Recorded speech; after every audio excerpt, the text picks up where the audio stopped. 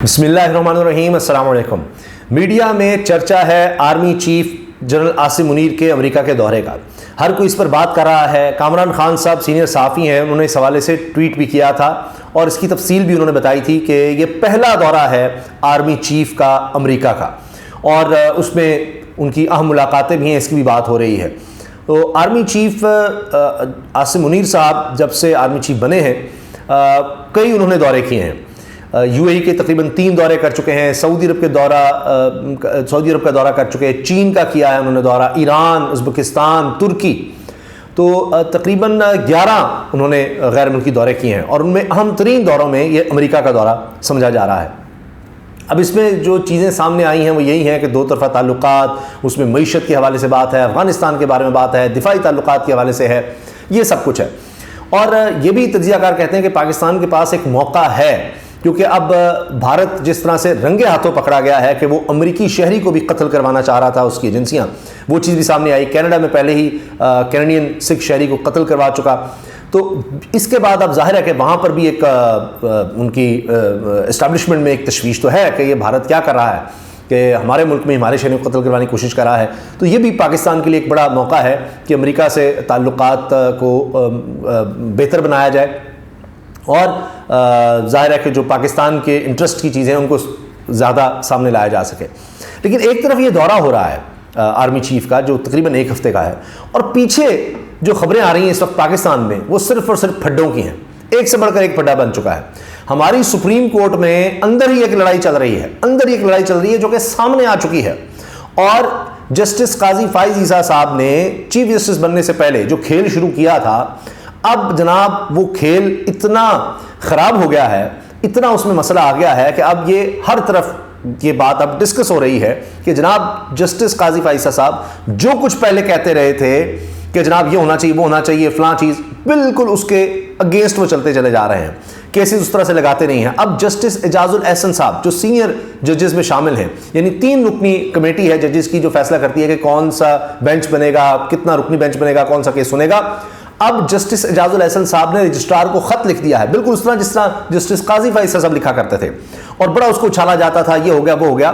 اب وہی لوگ جو قاضی فائز صاحب کے خطوط کو بڑی کوریج دیتے تھے، اب ان کو یا تو سانپ سونگا ہوا ہے یا وہ تنقید کر رہے ہیں جسٹس اعجاز الاحسن صاحب کے خط پر، جس میں وہ بتا رہے ہیں کہ غلط بیانی کی گئی، فیصلے کچھ ہوئے کمیٹی میں اور بعد میں جناب بینچز کسی اور طرح سے بنائے گئے، یہی نہیں بلکہ منٹس تک نہیں اویلیبل کہ کیا ہوا کیا نہیں ہوا، تو ان کو بالکل اس پر ایک تو سائڈ پر کیا گیا ہے، نہ صرف یہ بلکہ غلط طریقے سے، یعنی جو کہا گیا اس کی وعدہ خلافی ہوئی۔ ایک طرف یہ ہمارا مسئلہ چل رہا ہے سپریم کورٹ کے اندر ہی ایک پھڈا بنا ہوا ہے جو آنے والے دنوں میں مزید خراب ہوتا نظر آ رہا ہے۔ ابھی ایک اور معاملہ آیا ہے جو کہ فوجی عدالتوں میں سویلین ٹرائل کا ہے، اس کی اپیل اب آ گئی ہے۔ پہلے یونانیمس ڈیسیجن آیا تھا کہ سویلینز کا فوجی ٹرائل نہیں ہو سکتا، اب اس پر اپیل گئی ہے، اس پر ایک بینچ بنا۔ اب اس میں ایک جو درخواست گزار تھے سابق چیف جسٹس، انہوں نے جسٹس طارق مسعود کے شامل ہونے پر اعتراض کر دیا کہ آپ تو پہلی ہی درخواستوں میں جو اس طرح کی درخواستیں آئی تھیں اس میں اپنا مائنڈ ڈسکلوز کر چکے، بتا چکے کہ جناب آپ کے خیال سے مینٹینیبل ہی نہیں تھی اس طرح کی درخواستیں، تو آپ پہلے ہی اپنی طرف سے فیصلہ دے چکے کہ نہیں ہو سکتا، اب آپ کیسے بینچ میں بیٹھ سکتے ہیں؟ ایک یہ پھڈا بنا ہوا ہے۔ اوپر سے آپ دیکھیے کہ بھارت کی سپریم کورٹ نے کیا کیا۔ بھارت کی سپریم کورٹ نے یہ حرکت کی ہے کہ ویسے تو کہا جاتا ہے 140 میں اس کا 77واں نمبر ہے اور ہماری عدلیہ کا 129واں نمبر ہے، اور کرپٹ ترین اداروں میں تیسرے نمبر پر ہماری عدلیہ آئی ہے۔ بہرحال بھارت کی سپریم کورٹ نے جو ظلم ڈھایا مقبوضہ کشمیر کے مسلمانوں پر کہ وہ جو آرٹیکل 370 تھا اس کے حوالے سے انہوں نے کہا جی بالکل ٹھیک ہے، اب کشمیریوں سے ان کے حقوق لے لیے جائیں، جو ان کو آئین دیتا تھا، بھارت کا آئین ایک خصوصی حیثیت دیتا تھا، اقوام متحدہ میں بھی ظاہر قراردادیں اپنی جگہ ہیں کہ آپ ان کی آبادی کو نہیں بدل سکتے، ان سے آپ روزگار وہاں پر نہیں چھین سکتے، ان کو اس میں سہولت ہوگی، ان کی پراپرٹی کوئی اور نہیں خرید سکتا۔ اب یہ سارا کچھ ختم کر دیا گیا ہے، اور بالکل جس طرح بھارت کی دیگر ریاستیں اسی طرح سے اب مقبوضہ کشمیر کو کر دیا گیا۔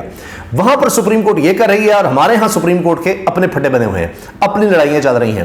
ایک اور معاملہ یہ آ گیا ہے کہ اب زرداری صاحب بھی آ گئے ہیں میدان میں اور کہہ رہے ہیں جی الیکشن اگر کچھ ڈیلے ہو جائیں 10-15 دن تو کوئی اس سے فرق نہیں پڑتا۔ پہلے ہی امیر مقام صاحب نون لیگ کے یہ کہہ چکے ہیں۔ جسٹس اطہر من اللہ صاحب یہ کہہ رہے ہیں کہ جی خبردار کسی نے ایسی کوئی بات کی، الیکشن 8 فروری کو ہی ہوں گے۔ اب نون لیگ پہلے ہی، اب پیپلز پارٹی بھی آ گئی ہے، ساری جماعتیں مزید ڈیلے کرنے کو تیار ہیں الیکشن کو۔ اور میں نے جس طرح کیا کہ کامران خان صاحب ان کی آگے پیچھے یہ ٹویٹس ہیں. ایک تو آرمی چیف کے حوالے سے ہے, ساتھ ہی انہوں نے یہ بھی ٹویٹ کیا ہے کہ جناب وہی پھڈا شروع ہو گیا, یہ کام شروع ہو گیا. تو لوگوں کا مسئلہ یا کاروباری مسئلہ یہ نہیں ہے کہ جی الیکشن کیا ہے یا کیا حکومت آتی ہے, مسئلہ یہ ہے کہ سٹیبلٹی آ سکے. اب یہ پھڈے شروع ہیں, ابھی بھی بات ہو رہی ہے الیکشن ہوں گے یا نہیں ہوں گے, مختلف درخواستیں آ رہی ہیں. اب ایک اور معاملہ آ گیا کہ اب تو بلے کا نشان فوری طور پر نہیں چھینا جا سکتا. پشاور ہائی کورٹ کا آرڈر آ گیا ہے, الیکشن کمیشن کو وہاں مسئلہ بنا ہوا ہے, انہوں نے ہر صورت بلے کا نشان چھیننا ہے. تو پھڈے اب بڑھتے چلے جا رہے ہیں. ایک اور سنیے کہ جس طرح آپ نے دیکھا زرداری صاحب کے حوالے سے, جس کو وہ اپنا بیٹا کہتے تھے, سابق ایس ایس پی راؤ انوار, اس نے کہہ دیا ہے جناب انٹرویو میں کہ 5 سال میں 700 ارب روپے کی کرپشن کی گئی عاصم علی زرداری کی طرف سے اپنے فرنٹ مین کے ذریعے. ان کو نام بھی دیے ہیں, ٹپی اور دیگر لوگ, اور یہ تک کہہ دیا ہے کہ جناب یہ بیرون ملک لے کر گئے 700 ارب روپیہ. اس میں ایان الویل معاملہ بھی وہ سامنے لے آئے ہیں. پھر جو میئر کراچی ہیں مرتضی وہاب صاحب, ان کے خلاف اب عدم اعتماد کی بھی تحریک آ رہی ہے جی. اور جو لوگ تحریک انصاف کے IPP وغیرہ میں چلے گئے تھے وہ بھی اب حافظ نعیم الرحمان جو جماعت اسلامی کا ساتھ دے رہے ہیں. ایک وہاں بھی ہمیں ایک نیا پھڈا نظر آ رہا ہے. تو پھڈے پاکستان میں چلتے چلے جا رہے ہیں. ایک طرف آرمی چیف کی کوشش ہے معیشت کو سنبھالا دیا جائے, اسٹاک ایکسچینج اوپر جا رہی ہے یا ڈالر کو اسٹیبلٹی آئے. یہاں پر ہمیں پولیٹیکل انسٹیبلٹی پھر نظر آ رہی ہے کہ جی الیکشن ہوں گے یا نہیں ہوں گے, نیا معاملہ شروع ہو رہا ہے. اب آپ یہ دیکھیے کامران خان صاحب نے ٹویٹ کیا, وہی بھانت بھانت کی بولیاں, وہی اقتدار کی کشمکش, کل بہم شیر و شکر, آج ایک دوسرے کے گریبانوں میں ہاتھ اچھا خاصا چل رہا ہے. 16 ماہ نون لیگ کی PPP حکومت تباہ کاریوں کے بعد وطن عزیز میں معیشت بحالی کے آثار دیکھنے کو ملے ہیں. 6 سالوں بعد سٹاک مارکیٹ رونقیں بحال ہوئی ہیں, ڈالرائزیشن رکی ہے. نگران حکومت کی معاشی ٹیم SIFC نے کمال دکھایا ہے. الیکشن کی اچھل کود سے بزنس لیڈر کانپ رہے ہیں, یعنی الیکشن اچھل کود کہ ہوں گے نہیں ہوں گے یا ہو جائیں گے. نواز شریف 93 سے اب تک اپنے نکالے جانے کے معاملات کا احتساب لیں گے. بلاول کو نواز شریف کا نیا لاڈلا اوتار قبول نہیں. وہ حضرت تو پرائیویٹائزیشن کو کچل کر قومی اداروں کی تباہی کا آخری منظر قوم کو دکھانے پر درپے ہیں. یعنی یہ ہیڈ لائنز لگی ہوئی ہیں, ان کو انہوں نے شیئر کیا ہے کہ جی بلاول کہہ رہے ہیں جی PIA کو ہم نہیں, نون لیگ میاں صاحب PIA کو نہیں خریدنے دیں گے. پھر میاں نواز شریف صاحب نے کہا کہ جی بتائیں 93 میں اور 99 میں مجھے کیوں نکالا, کیا کارگل جنگ چھیڑنے کا سوال کرنے پر نکالا, ملک کو یہاں لانے والوں کا محاسبہ ضروری ہے. اب وہ پھر احتساب کی بات کر رہے ہیں. تو اب جب یہ باتیں کریں گے تو پھر مسئلہ آئے گا جناب آپ کو کس طرح سے لایا گیا, کس طرح لاڈلا بنایا گیا. اب آپ پھر وہی سوال پچھلے احتساب کے کرنے لگے ہیں. پہلے تو آپ پاناما کا کرتے تھے, 2017-18 کی بات کرتے تھے, آپ تو اب اس سے بھی کہیں پیچھے چلے گئے ہیں. یعنی 2002 مشرف والا دور, اس سے بھی پیچھے چلے گئے ہیں اور جناب کارگل تک پہنچ گئے ہیں, 93 تک پہنچ گئے ہیں. یہ معاملہ جو ہے یہ ایک الگ پھڈا بنتا نظر آ رہا ہے, جس کی وجہ سے جناب پھر معاملات جو ہیں وہ خراب ہو سکتے ہیں, اور وہ جو لندن پلان ہے یا ڈیل ہے وہ ساری آگے پیچھے ہو سکتی ہے. یہ باتیں ہو رہی ہیں. زرداری صاحب پر پریشر بڑھتا چلا جا رہا ہے, جبکہ وہ کہہ رہے ہیں کہ جی ٹھیک ہے. اب تو آج یہ ہوا کہ زرداری صاحب نے تو کہہ دیا کہ الیکشن ڈیلے ہو جائے, کوئی مسئلہ نہیں. پیپلز پارٹی جا کے الیکشن کمیشن میں مل رہی ہے کہ جی الیکشن وقت پر ہوں. بلاول صاحب جو ہیں وہ نگران وزیر داخلہ کے ساتھ پریس کانفرنس کر رہے ہیں. اب یہ دیکھیے کہاں کیا جانبداری, کس طرح کی غیر جانبداری اور کیا جانبداری نظر آ رہی ہے, بلکہ یہ تو کہنا چاہیے. اور وہ بھی جناب اب لائن پر آ رہے ہیں بلاول صاحب بھی, لیکن کہیں زیادہ دیر تو نہیں ہوگی کہ جس طرح کے معاملات ہیں. مشیر زیدی صاحب سینئر صحافی ہیں, کہتے ہیں جو ادارے ہمیشہ سیاستدانوں کو نشانہ بناتے رہے, منتخب حکومتوں کو غیر آئینی طور پر گرانے پر عامروں کو کلین چٹ دیتے رہے, وہ آج خود انتشار کا شکار ہو گئے ہیں. یعنی یہی سپریم کورٹ میں جو پھڈا بنا ہوا ہے. اب ظاہر ہے کہ اس سے آپ مزید انتشار اور عدم استحکام دیکھیں گے. جسٹس سردار طارق مسعود کے خلاف سپریم جوڈیشل کونسل میں شکایت کنندہ آمنہ ملک نے وفاقی محتسب برائے انسداد ہراسگی سے رجوع کر لیا. جسٹس سردار طارق مسعود کے خلاف بھی یہ ریفرنس لے کر گئی تھیں. انہوں نے باقاعدہ یہ الزام اب لگا دیا کہ مجھے ہراساں کیا گیا, کونسل میں میرے ساتھ ناروا سلوک اور ہراساں کیا گیا. جسٹس سردار طارق مسعود کے خلاف قانون کے مطابق کارروائی کی جائے. کہا گیا بی ہم آپ کو وہاں بھیجیں گے جہاں سے آپ واپس نہ آ سکیں. یہ انہوں نے درخواست دی تھی سپریم جوڈیشل کونسل میں. اب ایک درخواست آپ کو پتہ ہے جسٹس مظاہر علی نقوی کے خلاف بھی ہے, وہ الگ سے معاملہ چل رہا ہے. پھر سابق چیف جسٹس جواد خواجہ نے جسٹس سردار طارق مسعود کی بینچ میں موجودگی پر ہی اعتراض کر دیا ہے. یہ جو سویلین ٹرائل والا معاملہ ہے اس پر جو اپیلیں ہیں اس میں. اچھا, اس کے ساتھ جناب اب میں آپ کے سامنے یہ تفصیل رکھ دیتا ہوں جس سے اور چیزیں واضح ہو جائیں گی. جسٹس اعجاز الاحسن صاحب کا جو خط ہے जस्टिस एजाजुल एहसन ने बेंचेस की तश्कील पर तहफ़्फ़ुज़ात का इजहार कर दिया। सुप्रीम कोर्ट में बेंचेस की तश्कील पर जस्टिस एजाजुल एहसन ने रजिस्ट्रार सुप्रीम कोर्ट को खत लिखकर तहफ़्फ़ुज़ात का इजहार किया। कहा कि जजेस कमेटी में तय हुआ था कि मिलिट्री कोर्ट्स फैसले की अपील 7 जजेस सुनेंगे। मनपसंद जजेस के तासुर को खत्म करने के लिए तय हुआ था कि बेंच में सीनियर तरीन 7 जजेस को शामिल किया जाए।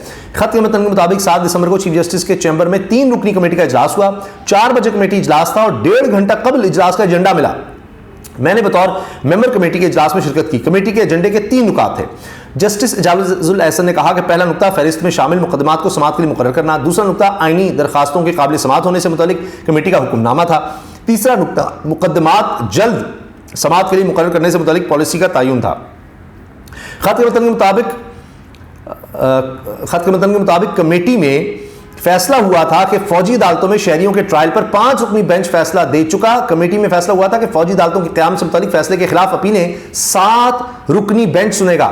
मैंने कहा था कि पिक एंड चूज के तासुर को ज़ाहिर करने के लिए सीनियर जजेस पर मुश्तमिल बेंच बनाया जाए, जो 7 सीनियर तरीन जज हैं उन पर बना दें। इन्होंने कहा कि चीफ जस्टिस को इख्तियार दिया गया कि जजेस से पूछकर बताएं कि कौन से जज स्पेशल बेंच में बैठेंगे।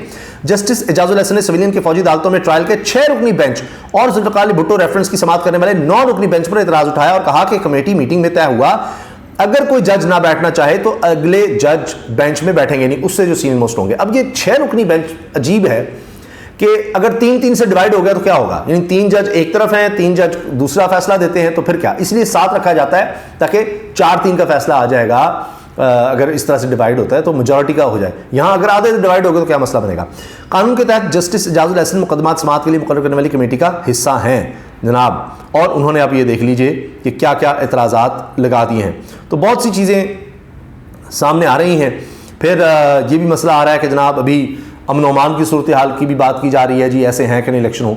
तो अब मसला ये बना हुआ है कि जो बुनियादी चीज़ें हैं, यानी जो पाकिस्तान में इदारे हैं, सुप्रीम कोर्ट जो बड़ा इदारा है, उसमें आप देख लीजिए क्या फटा बना हुआ है। इलेक्शन कमीशन के हवाले से देख लीजिए क्या मामला चल रहे हैं। पेशावर हाई कोर्ट का आप देख लीजिए कि क्या हो रहा है। और इसके साथ जनाब कभी अमन ओ अमान की बात की जाती है, कभी बर्फ़बारी का कहा जाता है। तो इलेक्शंस की अभी भी समझ नहीं आ रही, और उसमें अगर ये यानी कहा तो जा रहा है डिले का या आगे पीछे हो जाए, उसमें जस्टिस अतर मिनल्ला साहब ने आज जो बात कर दी, इंतखाबात 8 फरवरी को ही होंगे, गैर यकीनी की बात करने वाले तौहीन अदालत के मुर्तकिब होंगे।